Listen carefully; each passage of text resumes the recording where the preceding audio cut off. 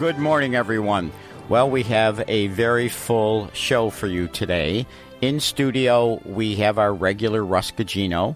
We have Amherst Republican Chair Bob Davis. We have CHRISTINA COYLE-LENZ, who is running for the Erie County Legislature in the 5th District. And we have Terry McGuire, who's running for State Assembly. And we will have, later on in the show, Bruce BLAKEMAN, who is our gubernatorial candidate. So it is a full-packed show today. I'm going to start with CHRISTINA. Now, this is an amazing woman that has an amazing educational background. So she graduated from the University of Buffalo with a bachelor's degree in science and business administration. She went on to get an MBA, a master's in business administration, and then went on again to get a PhD in economic geography, international business, and world trade. You can't be more educated than that. She has a business career, and she is a professor, an assistant professor at Damon University, actually. So this is a woman with a full background of knowledge, education, perfect for what we need in Erie County, perfect for what we need in the legislature, to be a citizen who is willing to dedicate her time and energy to help us all in Erie County, which we desperately need. So, CHRISTINA, welcome. Thank you for being here today. Thank you, Chairman Larigo. So this is an amazing history. You obviously like education and did extremely well going through all those degrees. And tell us a little bit about your background and about your professional experience. Well, I spent a number of years in business capacities in the sales field, sales and sales management. Sold on a business-to-business basis, meeting small businesses throughout the region. And for many years, I worked in advertising as a Yellow Pages rep. And what was so much of an educational experience with that is you're sitting side by side with small business owners who, at the time when Yellow Pages mattered, they were telling me their stories. They mattered at one point in time, substantially mattered. Well, the small business still matters. It's the backbone of our community. And well, business, certainly. I'm talking about the Yellow Pages. Oh, the Yellow Pages. Yeah. Yes. The Yellow Pages did matter. It's been replaced by the new directional digital medium. Yes, right. Google search. So through that experience, it became quite evident to me that small business doesn't always feel heard, and they don't always have their needs met. And I listened to them because as their advertising rep, sometimes they would just talk about their experiences. Sure. And in order to have small business thrive, we have to have strong structure, strong support, and strong and good government with policy that supports them. So, I consider myself a small business. I have now 8 lawyers who work for me, so there's 9 attorneys in my office. You need a government that wants to work in line with small business. That is the background or the backbone of how we progress in any jurisdiction, especially here in Erie County. I don't see Mark Poloncarz and, unfortunately, the Democratic legislature trying to support small businesses. I see them, supporting different kinds of not-for-profits. There's nothing certainly wrong with that. But business is the backbone of how we progress, where the tax base comes from. And we're overly regulated, overly taxed. It's the typical situation with Democratic control. So you're running for the county ledge in the 5th legislative district. Yes. So I don't know if people first of all, tell us where the 5th legislative district is. So the 5th legislative district covers the area from, I'll give you some intersections to have a benchmark on this. On the northern most end near Niagara Falls Boulevard and East Robinson Road. And then the district zigzags its way over to Transit. It takes in that part of Amherst. It takes in that area of West Amherst, into Williamsville, and Eggertsville, Snyder. And then there's 4 small election districts in Cheektowaga. Right. So that's Southern Point is actually Ream Road in Lancaster. So I don't know if most people who live in that area actually know who their county legislator is at this point in time. They don't, Ralph. She's been there for 8 years, almost 8 years. Yeah, she's been there for almost 8 years, and I would bet that the great majority of people couldn't name her. I can assure you they can't. Yeah. So, again, I'm not going to throw out her name because I don't think it's worth it. But you're running for that legislative district, and right now the makeup of the Erie County Legislature is 7 Democrats to 4 Republicans, conservative Republicans. We need to change that. At one point in time, not too long ago, actually, we did have control of the legislature for a short period of time. But redistricting takes its toll on everybody. Obviously, in your district, there are many more Democrats than there are Republicans. But there are a lot of independents, and certainly conservatives are there. And so they should understand that we need a change. So tell us, what your goal is, what you would want to do when you become the legislator. Well, one of the things I'm hearing out in the community, because I'm doing a lot of canvassing, I'm hearing that the residents are concerned with a few things. One in particular is public safety. And when we look at a representative, the best way for us to assess the representative's values is how they vote.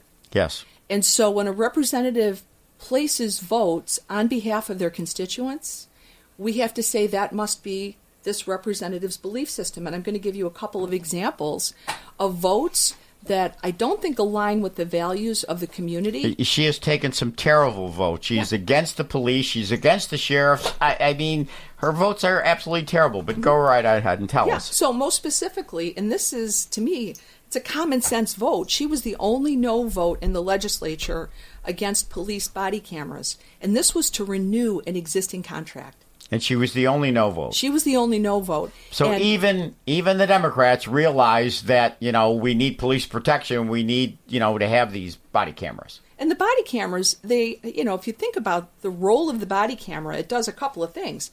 It protects the entire integrity of the truth in this interaction between law enforcement and the community. And so to vote no on that and it was a renewal of an existing contract, which is even more nonsensical. Yeah. So it's trying to make this vote that disrupts a status quo. There was another vote, and it was to they wanted to move the sheriff's office into some office space to get them out of a 1940s bomb shelter. I remember that, right. And this was a structure that didn't meet code. So you're asking people to show up to work? Yeah, in a building that doesn't meet code. That doesn't meet building code. So that's an unsafe workplace, essentially. She just opposes anything that has to do with law enforcement, Ralph. She's totally against Garcia. She's totally against law enforcement, and yet, she survives somehow because of numbers. The Buffalo News did a front-page story late this past winter that just talked about all of the things that she has done, to oppose public safety, as Christina said, is an important issue. Look at the car thefts in Amherst alone, what's going on there right now. And she, let me, I got to remind the listeners. Go ahead. The Erie County Legislature, not that long ago, introduced a commemorative resolution. It's a puff piece. But it was to honor the Erie County Sheriff's Department for 205 years of existence. Every one of the county legislators signed that resolution and voted for it, except for, and I'm going to name her name, Jean Vinyl, the legislator that currently represents the 5th District. She voted against a resolution honoring the existence of the Erie County Sheriff's Department. Now, what does that tell you?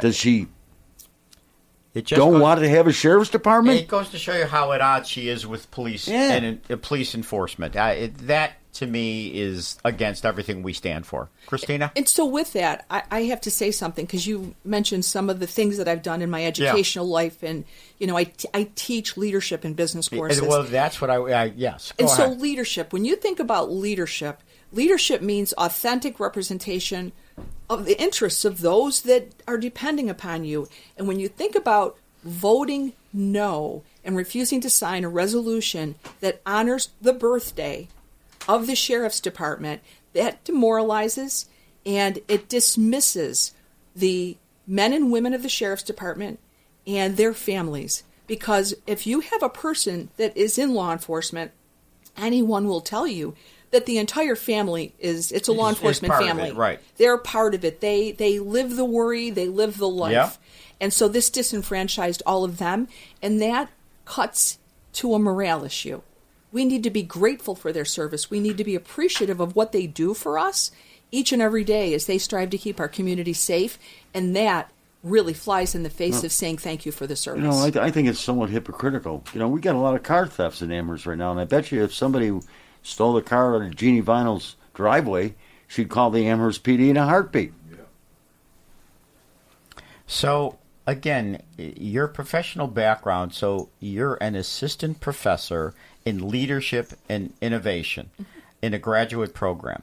I mean, you've got so much to give to the community, and we're so thankful that you're willing to give it. But she has done so little. Like I say, most people don't even know her name, or if they know her name, they see it with these kinds of votes, these very, very negative votes. And she's willing to stand alone, to give these negative votes. And now, recently, she doesn't know what she wants to be. Does she want to be the county legislator, or does she want to be the Democratic chair? What about that? Well, that's interesting, because from a leadership perspective, how many roles can one possibly handle?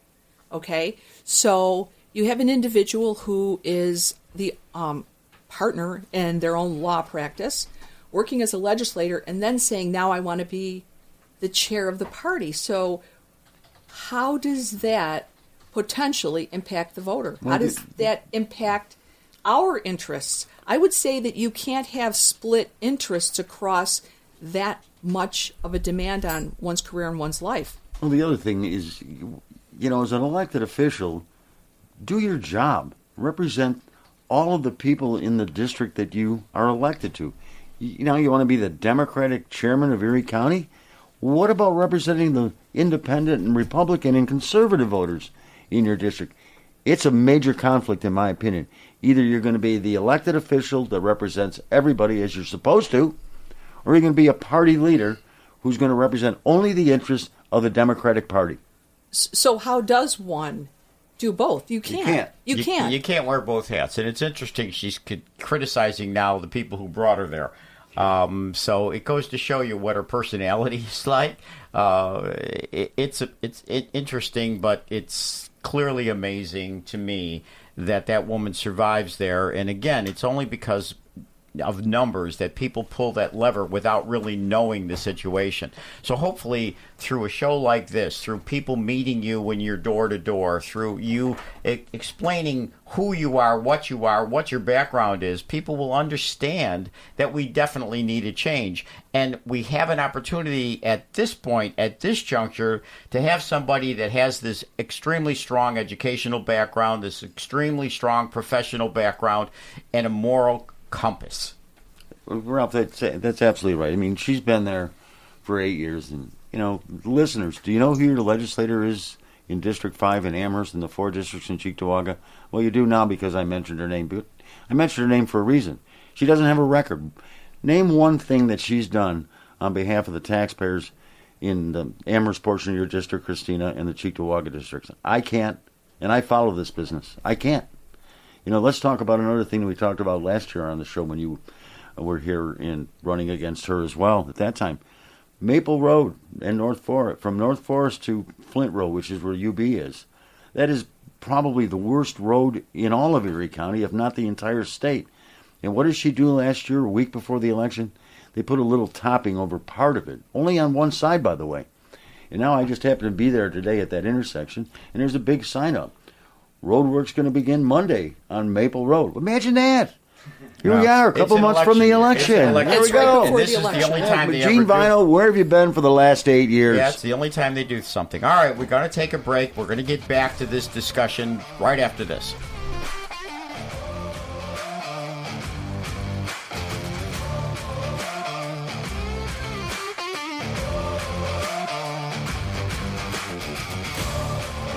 The Conservative Roundtable with Ralph Lorigo, Chairman. The Conservative Roundtable with Ralph Lorigo, Chairman. A once-in-a-lifetime opportunity to showcase the greatness of America. On Buffalo's Conservative Talk, 1270, The Patriot. Welcome back, everyone. As I said, we have a very interesting show again today. We have in studio Russell Gugino, Bob Davis, but we have two stellar candidates with us today. CHRISTINA COYLE-LENZ, who's running for the Erie County Legislature, and we also have Terry McGuire, who's running for the state Senate. We will be hearing from Bruce Blakeman, our gubernatorial candidate, but now I'm going to turn this over to Bob Davis, who is a good friend of mine for a long, long period of time. He was the Erie County Republican chair for a decade, and now he's given his time as the Amherst Town chair. So, Bob, again, I'm very grateful to have you here. So, tell us about Terry McGuire. We've got another stellar candidate that you've been able to recruit for us to run this race. So, tell us a little bit about his background. Happy to do that. You know, you mentioned stellar candidates in this room today, and CHRISTINA COYLE-LENZ and Terry McGuire. And, you know, I'm proud of the men and women of the Amherst Republican Committee and the Amherst Conservative Committee for seeing the same thing. Quality, stellar candidates. You know, we're in a town that's heavily Democratic. It's a blue town. Unfortunately, but, you know, yes. Yeah, but you know what? We've offered the candidates for the last 2 years the voters, the candidates from the Republican and Conservative perspective that are outstanding, that I know would do a far better job than the current Democrats that are sitting in those positions. And, Bob, you've made good strides there. So, you know, I we got good people. Applaud yes, you're picking the right types of candidates. There's no question. But let me tell you about Terry McGuire. You want to talk about a candidate that would serve this community and serve it proudly? Terry McGuire, he's served his country. He's served his community. He's a graduate of West Point. He's a decorated Army officer, Lieutenant Colonel, retired, right, Terry? Yes, sir. And 2 combat deployments, yes. Both Panama and Iraq. Wow. He was awarded the Bronze Star. Amazing. And, you know, he got the Expeditionary Medal in the War on Terrorism. And he was recognized for all of his service to this country by being inducted into the New York State Veterans Hall of Fame. And we certainly appreciate him for that service, Absolutely. that outstanding service. We need more people to dedicate themselves like that, and now he's willing to help us in public service. Yeah, well, and when he left the active duty in the military, he went on to be the public affairs officer for the United States Department of Veterans Affairs. Obviously, a graduate of the United States Military Academy, but you know he's been involved in his community as well. He was the chairman of the Buffalo and Erie County Naval and Military Park, and is still very active with regard to that board. He's been, he's involved in the Amherst Gaelic League. Can you imagine that with the name McGuire? But he received their award as Irishman of the Year. He's been a lifelong resident of Amherst. He knows this community. The only time he wasn't in Amherst is when he was over there fighting for our country in Panama and Iraq. You look at his resume. And, you know, there are some races that, you know, Ralph, and you've been involved in them. You get races that we talk about the issues and the difference between the opponent and yourself and the difference in your philosophical beliefs and your core beliefs. But in this case with Terry McGuire, this campaign is a candidate-driven campaign. Well, look at his resume and compare it to his opponent. It obviously starts out with who the candidate is. And when you read the kinds of things we just read about CHRISTINA and now about Terry, what their background is, we know we've got the right candidate. So, Terry, thank you for being here today. You know, tell us a little bit about, you've been through so much. I want to hear from your own mouth, you know, this history that Bob just kind of spoke about. Tell us a little bit about all of that. Well, Chairman Lorigo and Chairman Bob, thank you so much for having me here today. I'm very humbled by your introduction. It's kind of overwhelming, but I have a great, I think, background for this position going forward. I grew up in the Eggersville-Snyder area, grew up on Roycroft Boulevard, and had a wonderful childhood. It's like Leave It to Beaver, you know. Mom was there to greet you coming back from school with cookies and milk, and it was great to have a dad that could raise 5 children on one salary. And Dad went on to become the Amherst assistant supervisor for the town of Amherst. And I always joke with people, I'm the least known of the McGuire clan. My brother Duke is going soon to be the Buffalo Sports Hall of Fame inductee coming up here in September. So we're very, very, very proud about him and his work behind the Bison's microphone. But it was just a great upcoming and growing up in Amherst. What brought you into all the military, West Point? You know, it's interesting. I was in my locker room for football practice, and one of the guys was talking about West Point, and it was a free scholarship, so to speak. Free. Nothing's free, right? But he was talking about. Well, you've got to qualify. Right. It's not easy to qualify. Well, you know what? Zoran thinks everything's free. Yeah. Well, so I was looking into that, and I put my application in for West Point, and unfortunately did not get in the first try. But I went to the West Point Prep School on a football scholarship, so to speak, and was recruited to do that. And after my 1 year at the West Point Prep School, I was nominated by Jack Kemp. Russ will know Jack Kemp, obviously very, very well. And he gave me my nomination to West Point, and I entered in 1983 and graduated in 87. Wow, that's fantastic. And then, you know, you get into 2 combat deployments for us? Well, it's interesting. One was a jungle environment, Panama, as a rifle platoon leader with the 7th Infantry Division out of Fort Ord, California. And the other one was as a civil affairs and psychological operations officer attached to the Marine Expeditionary Force, but under the order of battle, I served with the British forces for the first 6 months of that campaign, and then later on ended up with the 4th Infantry Division folks in a place called Bakuba, which is a very nasty little place, but here we are. I see all the medals in this picture that you won in your military service, and so again, I want to thank you for that.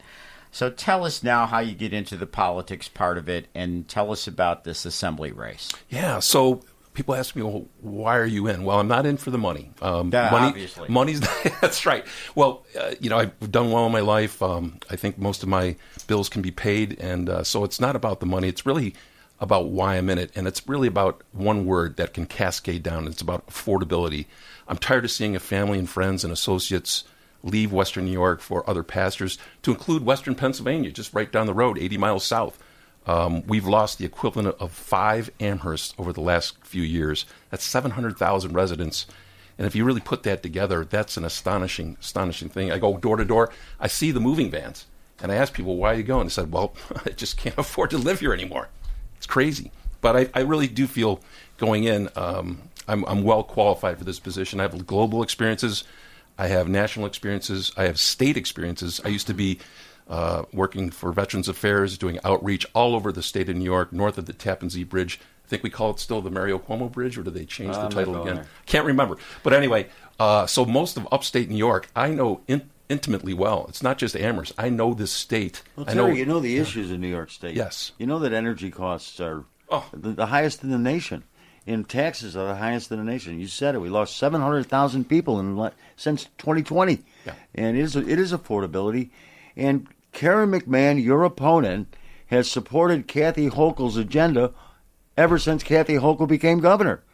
And, you know, what is Kathy Hochul doing for us?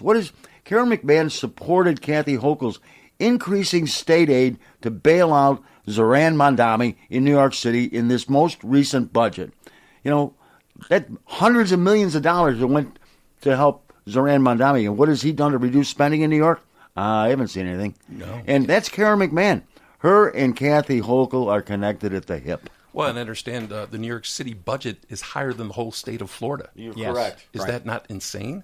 Yeah, well, thanks to Kathy Hochul and her support. Kathy Hochul's from Hamburg. Karen McMahon's from Amherst. They're buddies.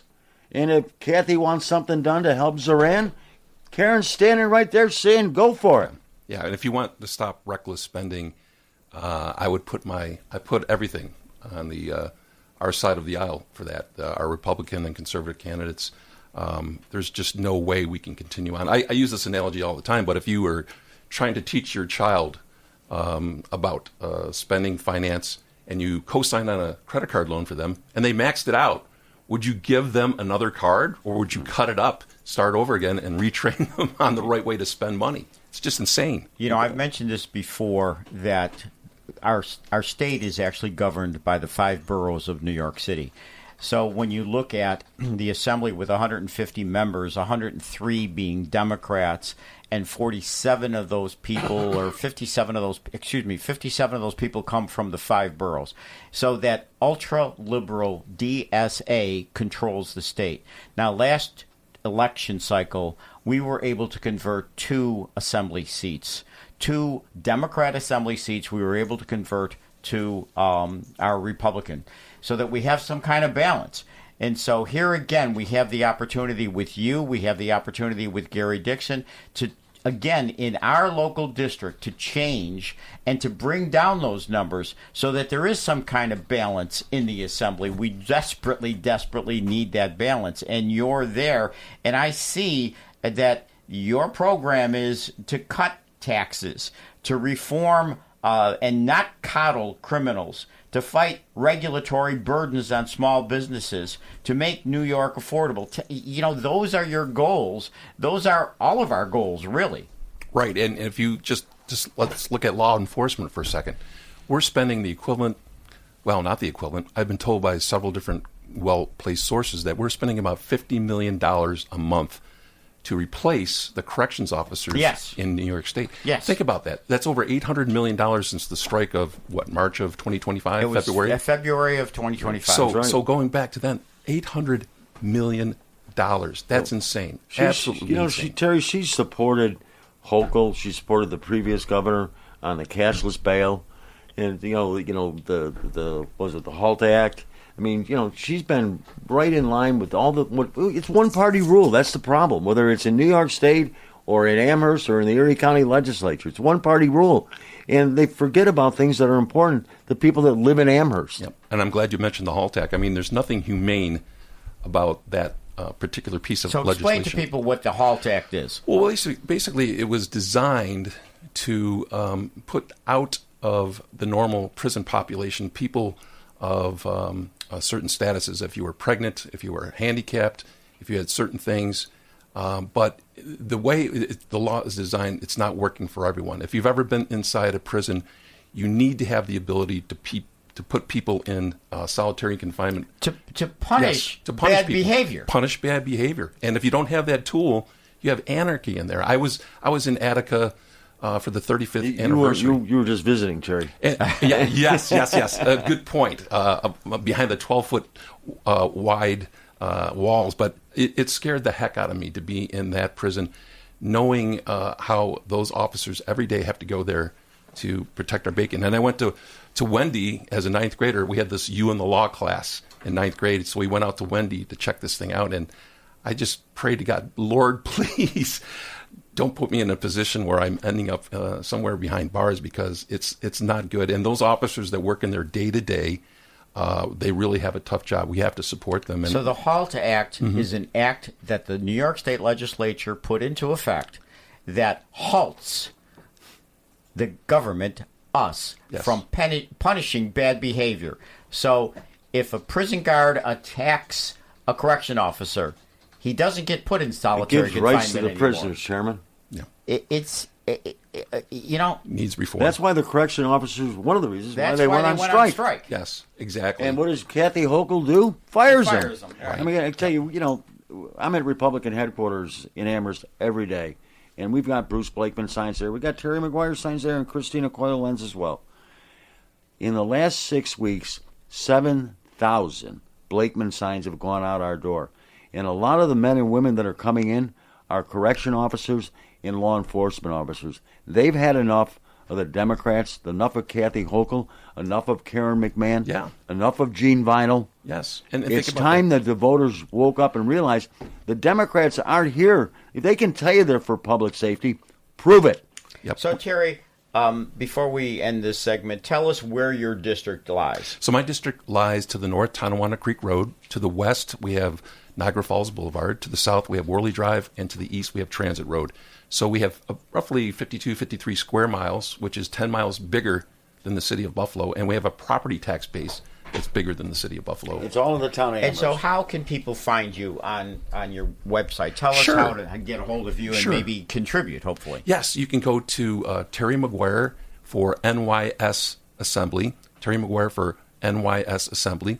On there, you will see a Win Red site they can click, and they can make a donation. And by the way, if you're an Amherst resident especially, there's a matching funds program, which is terrific. And it's one of the reasons I was able to put my head in the ring because of this matching funds program. So we get a 12-to-1 match up to $100. And beyond that, it's based on a 1-to-9 So somebody gives you $100, you get $1,200, roughly $1,050. $1,050 to use in your campaign. Yeah, and it's amazing. It's a game changer, absolute game changer. All right, we're going to take a break, and when we come back, Bruce Blakeman will be with us, our gubernatorial candidate.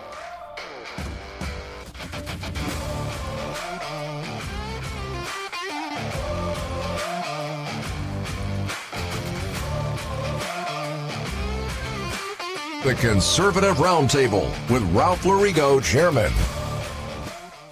The Conservative Roundtable. Nowhere is the communist attack on American society more clear than here in New York State. The radical left Governor Kathy Hochul has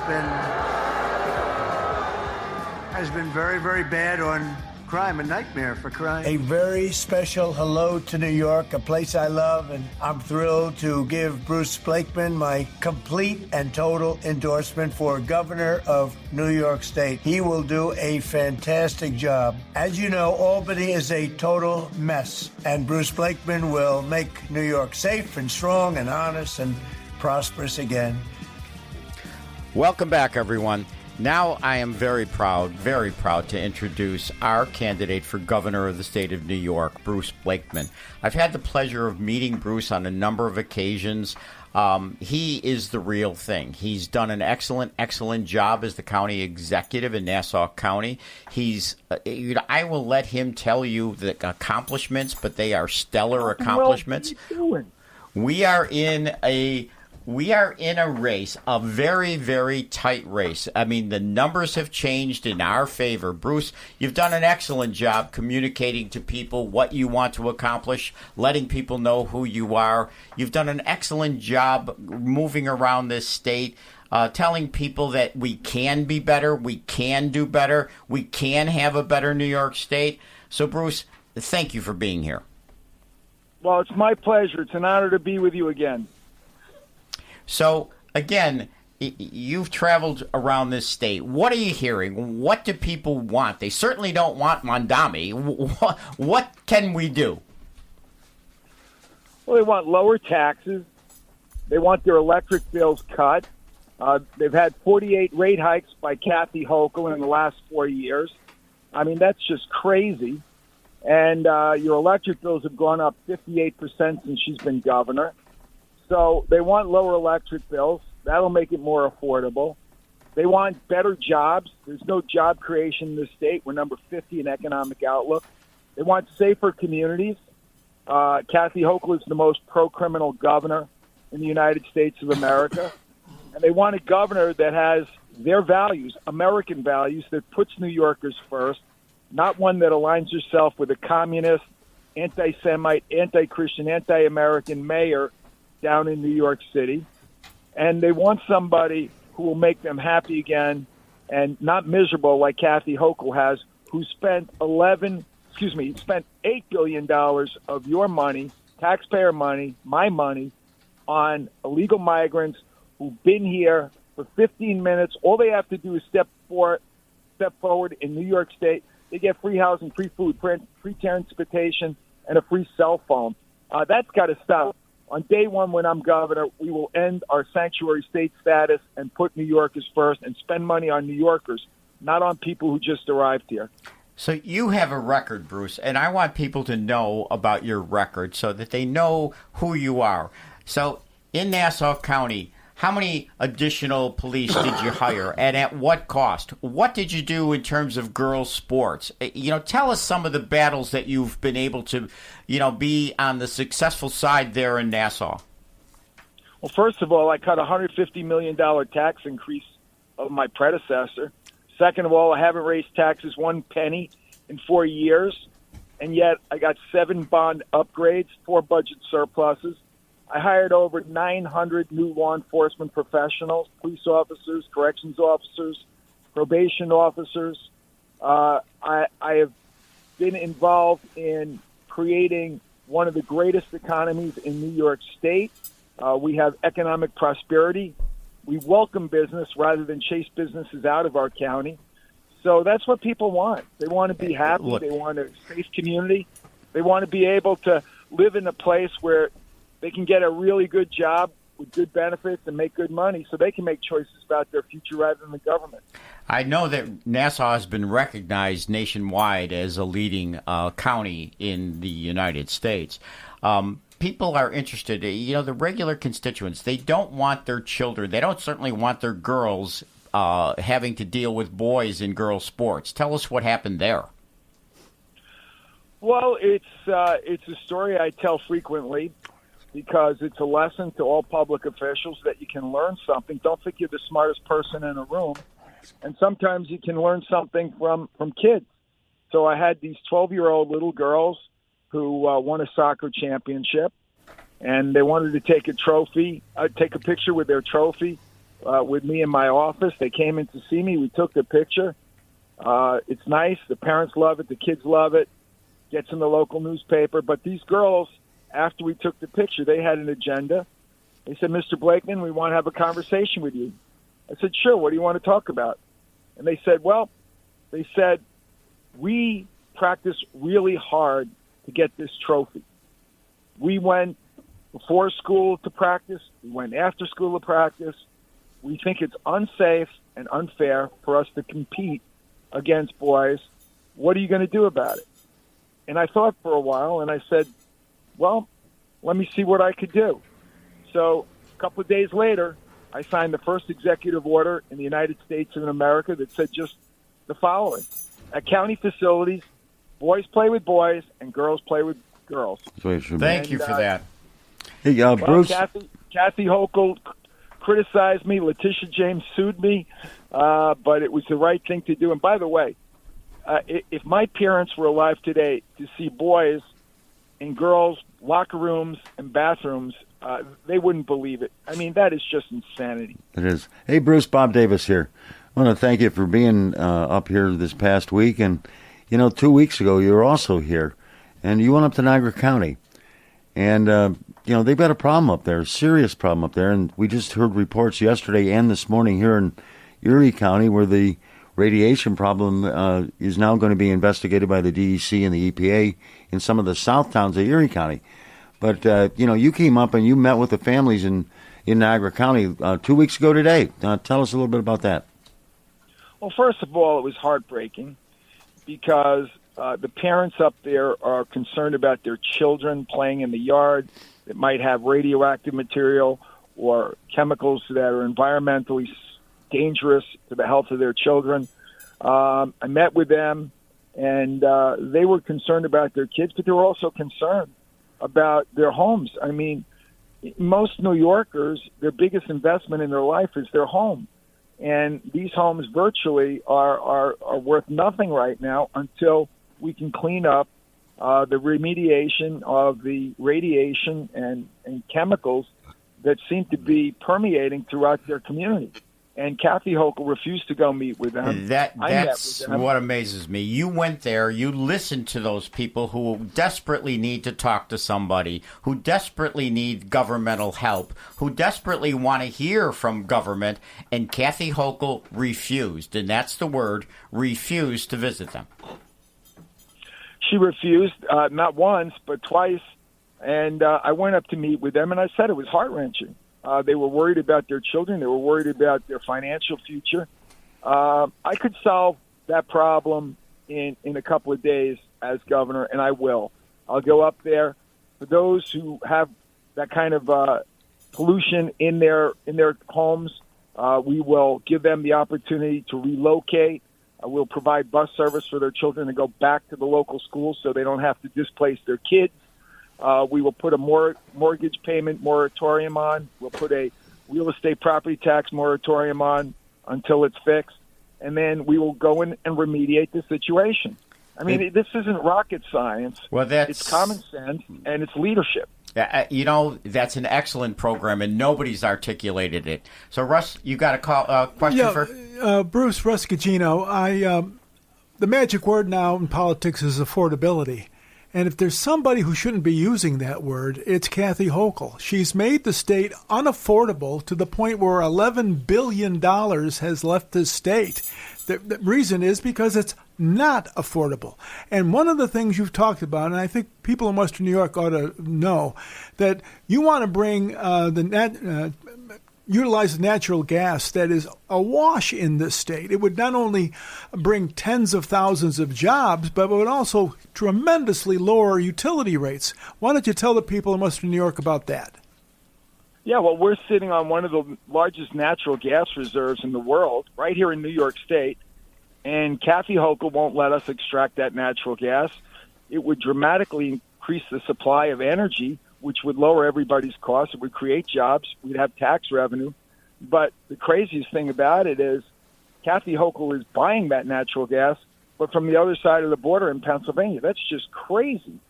Who would do that? I mean, why not patronize the people in your own state rather than give your business to Pennsylvania? She's a hypocrite. She wants to claim that her state is green, and it's a big scam. I call it the green energy scam, investing in these solar farms, wind turbines. They produce very little energy. They're very expensive, and there's no way that we can be sustainable on green energy alone. So we have this big natural gas reserve, and you guys remember 15 years ago, they were saying natural gas was cheap and it was clean, right? Didn't they encourage us to convert our buses to natural gas? Well, my buses are natural gas. So the fact of the matter is, Kathy Hochul's giving billions of dollars in contracts at our expense. Every time you pay your utility bill, a piece of that goes into a fund where Kathy Hochul decides where those billions of dollars are invested. They're being invested in the green energy scam, in foreign companies that are doing business in the state because they're getting huge subsidies.